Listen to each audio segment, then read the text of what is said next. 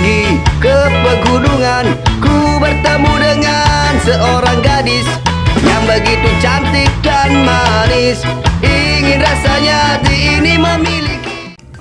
Hey everyone, welcome to Sibai Channel. Oke, kali ini kita akan bahas mode apa saja yang ada di kamera Canon DSLR dan juga bedanya apa dari mode adip, manual, auto, dan yang lainnya. Nah, video ini penting buat kalian yang baru saja terjun di dunia fotografi. Buat kalian yang mau beli kamera atau sudah punya kamera tapi bingung pengoperasinya gimana, modenya banyak sekali. Atau kalian yang mau nyewa kamera tapi takut nggak bisa makainya. Kalian harus simak video ini sampai selesai. Check this out.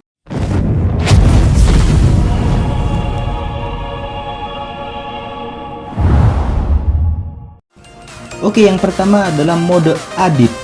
Nah, mode adip ini digunakan untuk mengatur exposure yang kalian inginkan. Jadi kan ada underexposure atau overexposure. Nah, kalian bisa menggunakan mode ini tanpa memikirkan berapa besar aperture dan juga shutter speed. Tapi kalian tetap bisa atur ISO. Jadi misalnya kalian ingin ISO 100 biar gambar kalian nggak noise. Nah, kalian tinggal setting ISO di angka 100. Setelah itu, setting exposure-nya, kalian mau overexposure atau underexposure, itu sesuai dengan keinginan kalian tanpa memikirkan aperture dan juga shutter speed.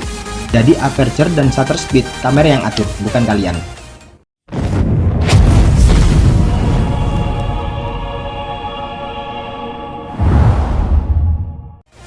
Nah, yang kedua itu mode manual.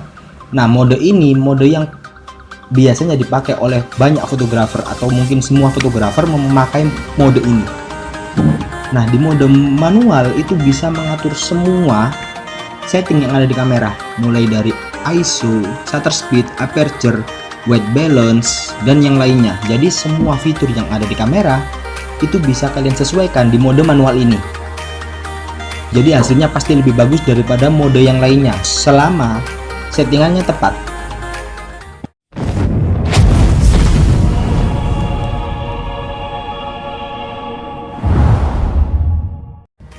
Nah, untuk yang ketiga yaitu mode AV. AV di sini yaitu mode aperture value atau sering disebut aperture priority. Nah, seperti namanya aperture priority, jadi yang diprioritaskan yaitu aperture-nya. Jadi kalian hanya bisa atur ISO dan juga aperture saja. Kalian nggak bisa atur yang lainnya. Jadi untuk shutter speed itu kamera yang atur. Tapi kelemahannya di mode ini, ketika kalian menggunakan ISO dengan bukaan kecil, jadi angkanya yang besar, misalnya kalian pakai ISO 11. Kalau kalian gunakan di malam hari atau di indoor yang pencahayaannya kurang, nanti shutter speednya pasti lambat. Shutter speed lambat, otomatis gambar kalian pasti shaky kalau kalian nggak pakai tripod. Tapi kalau selama kalian pakai tripod, it's okay, bukan masalah.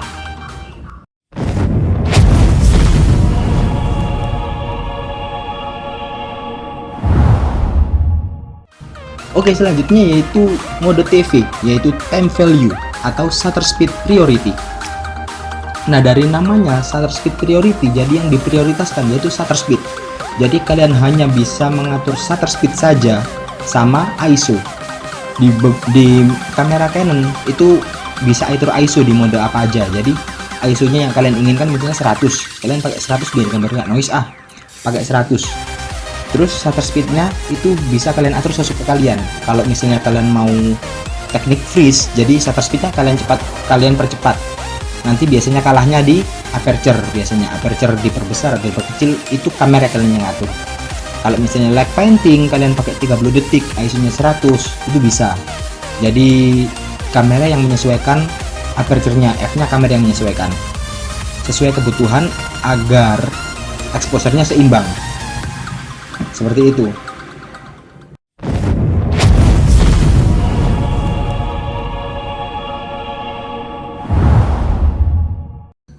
Nah, selanjutnya yaitu mode CA, yaitu Creative Auto. Mode ini sama seperti full auto. Jadi kalian tidak perlu atur apapun termasuk ISO. Semua kamera yang menentukan. Kalian tinggal atur fokus lalu jepret. Nah, tapi bedanya apa dengan full auto? Bedanya kalau CA ini itu Creative Auto, jadi kalian bisa menyesuaikan. Ingin background yang bokeh, background yang blur untuk menimbulkan depth of field, itu kalian bisa. Atau foto yang buat pemandangan tanpa depth of field yang terlalu ekstrim, itu juga bisa. Jadi kalian tinggal sesuaikan backgroundnya mau seperti gimana, lalu exposure-nya kalian mau gambar itu terlihat agak gelap, under exposure, atau over exposure, gambarnya agak lebih terang, itu bisa atur itu aja. Untuk ISO, shutter speed, sama aperture itu kamera yang atur, bukan kalian.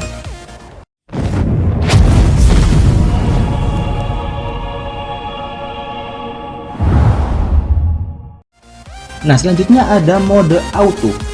Nah, mode ini itu cocok untuk digunakan untuk pemula yang nggak tahu apa-apa tentang kamera. Gimana caranya mengoperasikan kamera itu, gimana ketika kalian biasanya, let's say kalau ada acara, misalnya acara kampus atau apa, kan yang bawa kamera biasanya kan ada. Biasanya kadang, nih titip bentar, gue mau ke toilet, gitu kan. Nanti fotoin ya kalau ada momen. Nah, ketika ada momen, kalian gimana cara fotonya? Kalian cek modenya, kalian mode rubah ke mode auto, tinggal atur fokus, lalu jepret. Sudah jadi gambar seperti yang kalian inginkan. Memang tidak sebagus mode manual, tapi cukup mumpuni jika itu dibuat untuk foto biasa saja. Tidak foto, bukan foto yang like painting atau yang freeze, itu bisa pakai mode auto.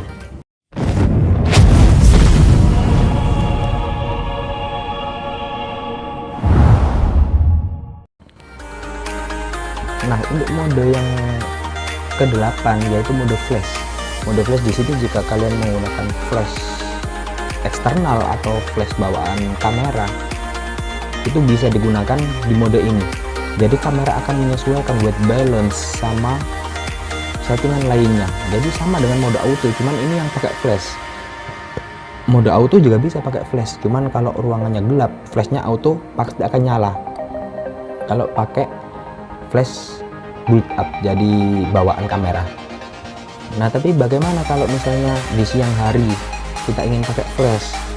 Kan kalau misalnya kita foto yang agak deket, itu kadang kan kena bayangan pohon atau apa, jadi kita butuh flash biar fotonya makin bagus.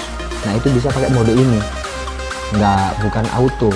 Jadi sama dengan auto, cuman itu kalau kalian pakai flash, kalau kalian membutuhkan flash, itu pakai yang mode yang ini.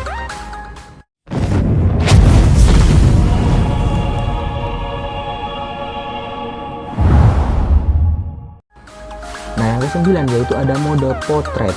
Mode potret lambangnya seperti kepala manusia atau wajah manusia ini. Nah, mode potret ini bisa kalian gunakan untuk foto yang membutuhkan depth of field, ketajaman ruang. Jadi bisa buat foto produk atau bisa buat foto teman kalian yang frame-nya cuma sebatas 3x4 kayak foto KTP gitulah. Nah, itu nanti dia akan fokus ke fokusnya aja, maksudnya ke orang yang kalian foto, dan backgroundnya akan terlihat bokeh atau ngeblur. Jadi fotonya lebih rapi nanti, lebih bagus, lebih enak dilihat karena ada depth of field seperti itu. Tapi kalau misalnya kalian pakai kalau mau foto pemandangan, kalian jangan pakai mode ini, nggak cocok. Jadinya nanti jelek pemandangannya. Kalau misalnya mau motret pemandangan yang luas gitu, kayak sawah atau danau, jangan pakai mode ini. Kecuali kalau kalian mau foto objek, itu baru pakai mode yang ini.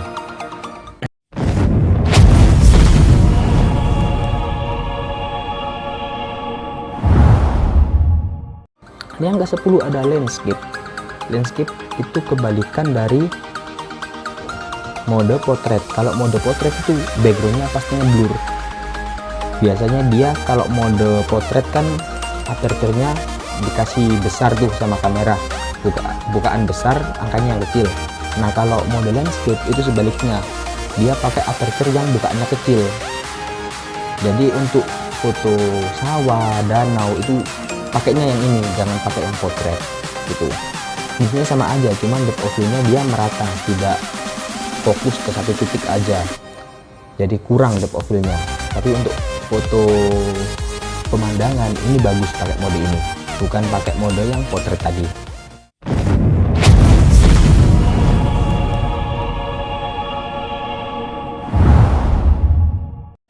Nah, yang ke-11 ada mode makro. Mode makro itu digunakan untuk memotret objek yang kecil. Jadi kayak misalnya kalian pakai mode makro itu untuk motret bunga yang kecil kayak gini, kalian mau ambil bagian sini aja, nah itu pakai makro, itu bagus. Terus serangga yang hinggap di bunga, kupu-kupu dan lain-lain. Nah, mode makro ini biasanya dipasangkan dengan lensa tele. Jadi kalau kalian punya lensa tele yang 70-300 itu bisa pakai mode makro ini, atau lensa tele yang bawahnya lagi bisa pakai lensa kit juga bisa, asalkan lensa itu bisa ngezoom, itu bisa pakai mode makro ini, jadi lebih rapi lagi. Sama aja mode manual juga bisa, tapi kalau misalnya mode makro ini untuk objek yang kecil dan belakangnya itu kan ngeblur. Nah, pertanyaannya, apakah bisa motret objek yang kecil dengan mode potret? Bisa, tapi hasilnya tidak akan sebagus jika kalian menggunakan mode manual ataupun mode makro. Fungsinya beda, karena kalau potret bedanya sama-sama ngeblur belakangnya, backgroundnya ngeblur, cuman bedanya kalau mode potret itu kalian pakai objeknya yang besar, yang kalian foto objek besar, kalau objek kecil itu makro. Seperti itu aja bedanya, jadi beda fungsi lah.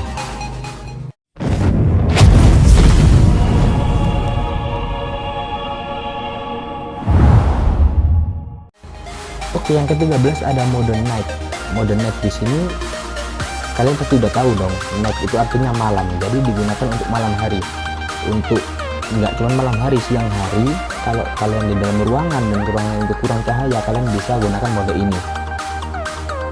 Nah, kamera akan menyesuaikan secara otomatis ISO berapa yang dibutuhkan, aperture berapa yang dibutuhkan, dan shutter speed berapa yang dibutuhkan, itu secara otomatis, dan gambar kalian terlihat bagus. Itu mode night.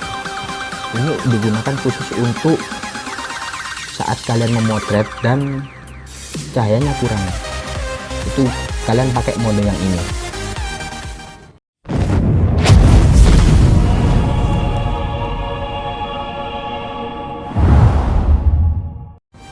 Nah, yang terakhir, mode yang ke-14 itu mode video.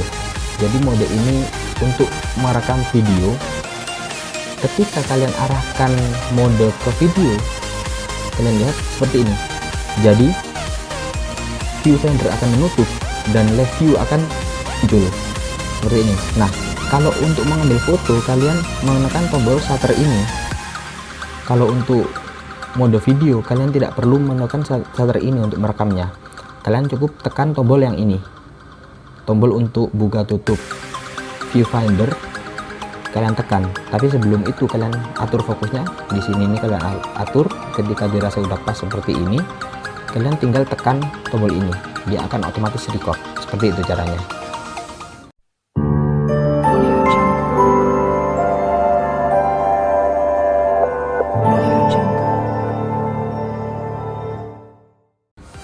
Oke, gue rasa itu aja yang bisa gue sampaikan ke kalian kali ini. Di video kali ini, kalian bisa like jika kalian suka dengan video ini, bisa dislike jika kalian nggak suka, komen untuk kritik dan saran, dan subscribe jika kalian ingin mengikuti konten kita selanjutnya. Oke, yang terakhir, jangan lupa bahagia. Bye.